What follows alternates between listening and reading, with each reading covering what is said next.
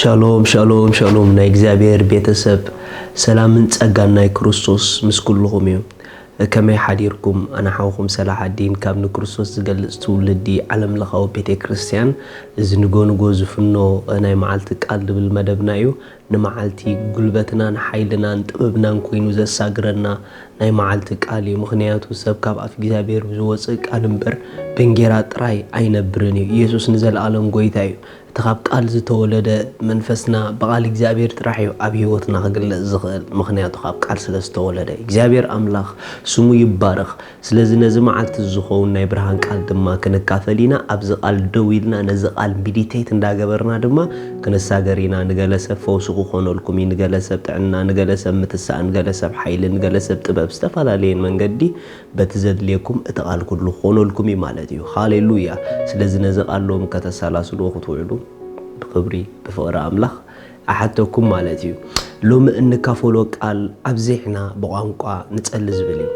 أبزحنا بقانقا نتسأل زبليو يسوع نزل عالم قويتايو كابت حدا أمس حف قدوس كنا عبير لهم الجودنات تقوميت النازولو أبزحك بقانقا متسألايو بقانقا متسألاي أمن فساوي وتنا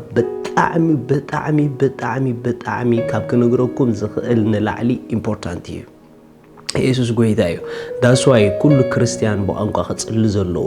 ዋይ ተተባሃለ ብኡ ዝርከብ በነፊት ብዙሕ እዩ ኢየሱስ ንዘለዓለም ጎይታዩ ስለዚህ ሎ መገለን እሽተይ ነገር ስለ በአንቋ መጽላይ ከነዛረቢና ክብርና አምላኽ ይኹን መጽሐፍ ቅዱስ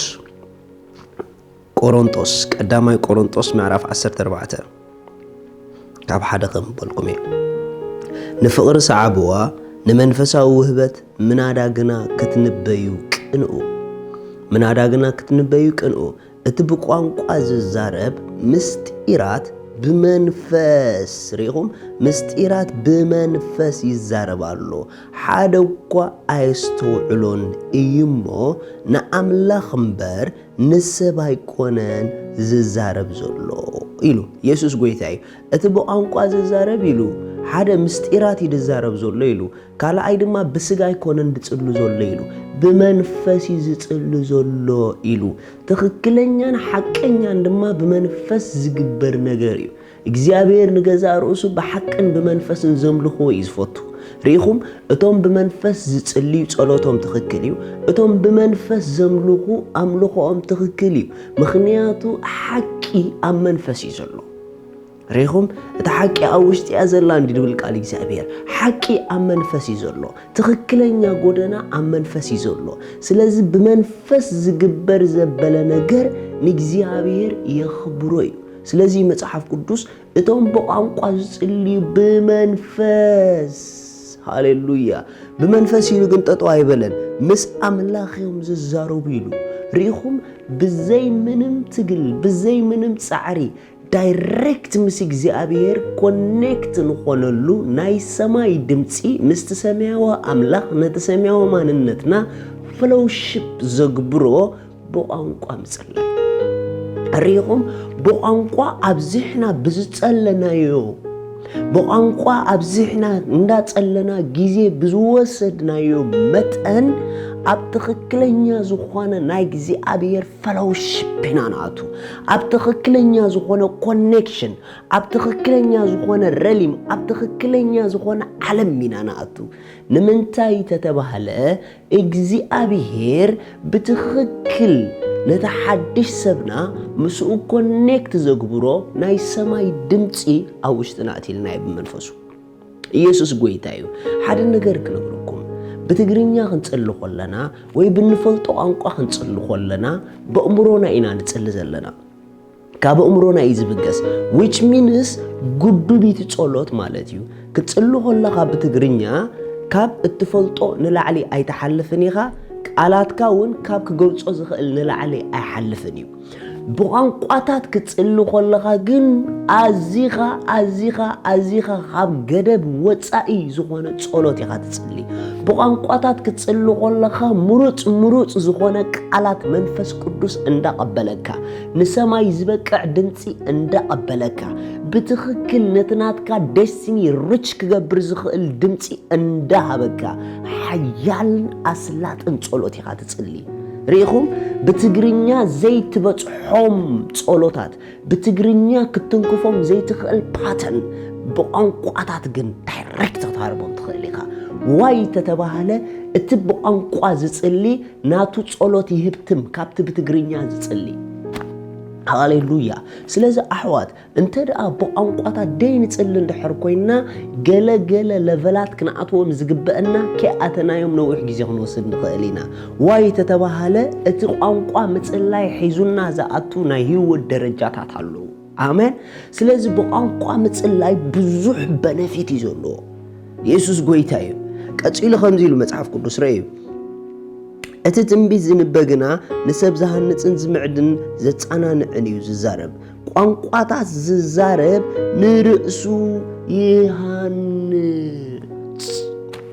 واو ريخوم بقوانقواتات بزتقلنا يومتن بلك أمرنا بزي فرخو نخيلي مخنيات بقوانقوا ختصلو خلوه أمري بزي فرقيلو انتاي مالوتيو بقوانقوا ختصلو خلوه ترقمو أمري يفلطوني مستير خونناي اوكي ولا قوا مستير انت خوننا نجرجن أزينا رقص انياتاتينا مس اجزابير كونيكت نخون كم زلنا مس اجزابير نزارب كم زلنا بمنفس نتسأل كم زلنا نرأسنا نت spiritual life ناجن يهنس كم زلوا رجع إنياتنا نمنتاي تتبهاله كابت حدا هيوتنا منفسا وقعزنا زعابيلون زهنت سألون بقى متسألاي مخانو متحف قدوس لازنا جرنا بزي منم ترتر بفلتات كنصلو خلنا بفلتات كنغبرو خلنا اي سلچونانيو اي ندكمنينا زموصو زي ليو دمصታት اي نقبلنينا واي تتبهاله امرونا كانت زي فلطو نغبرو زلنا ግን ካብ መንፈስ አምላኽ በመንፈስ አምላኽ ነኽብራ አምላኽ ምዃኑ ግን ምንም ጥርጥር ይብልናል አነ ቢወቴ ብዙሕ ነገር ርእየለኹ በቋንቋ እንዳጸለኹ ብዙሕ ነገር ርእየለኹ ኢንፋክት ክሳብሎም ዘሎ ጉዕዞይ አገልግሎተይ ሳላ በቋንቋ ምጽላይ ኢለ ይዝአምን ሳላ ጸጋ አምላኽ ካብ ወጪሉ ድማ በቲ እግዚአብሔር ዝሃበና ጸጋ ካሳላ በቋንቋ ምጽላይ ምክንያቱ እግዚአብሔር በቋንቋ ክጽሊ ዝረደአኒ በቋንቋታት እንዳጸለኹ ብዙሕ መልእኽቲ ይዝቅበል በቋንቋ እንዳጸለኹ ብዙሕ አጀንዳ አምላኽ ይዝቅበል ፕላናት ይዝቅበል ነብስ ወከፍ ናይ አገልግሎተይ ፕላን በቋንቋ እንዳጸለኹ ከለኹ ይዝቅበሉ ውሽጠይ በቃ በቋንቋ ብዝጸለኹ መጠን ድምጽታት ማዓት ይዶ ሕዘንና ውሽጠይ at the same time ሪኹ እንዳጸለኻ ኮለኻ at the same time ድማ receive ትገብር ማለት እዩ ስለዚህ አሕዋት እመኑኒ ሕያው አምላኽ ምስክረይ በቋንቋ ንምጽላይ ርእስኩም ተዳሂብኩም ጊዜን ተዳሂብና ኣብ ላይፍና ዘገርምን ፍጥነታውን ለውጥ ክንረኸን ጀመሪና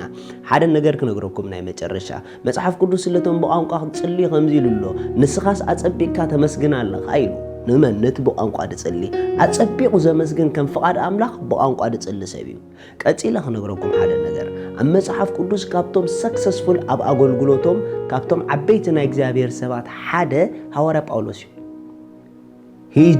is amazing ሐዋርያ ጳውሎስ ካብታ ሓደ ኣብ መጽሐፍ ቅዱስ ናይ ዕቤቱ መፍትሕ እንታይ ተዳኢልኩምኒ በቋንቋ መጽላዩ ባዕሉ ሐዋርያ ጳውሎስ ንማሕበር ቆሮንቶስ ሙሉእ بتبعت انتاي لهم تفوتوا ليكم احوات انا حلفا كلكم بقانقا صلي لهم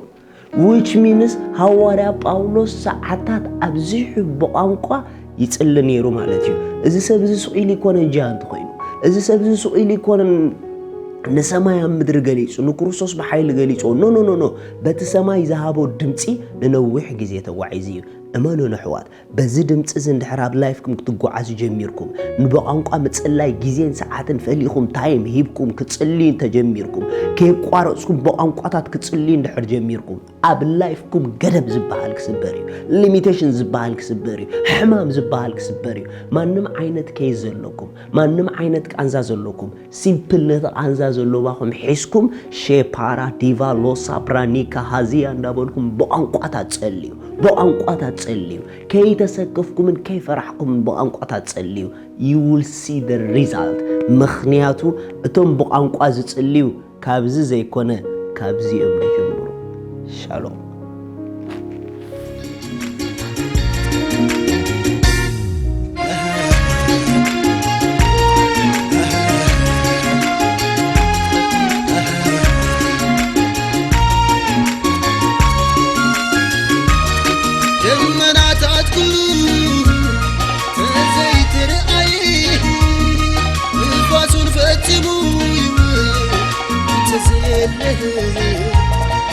Ezi goda gudeyiwa maikmen oyu abkudmi እግዚአብሔርዋ ሁሉ ከልዩ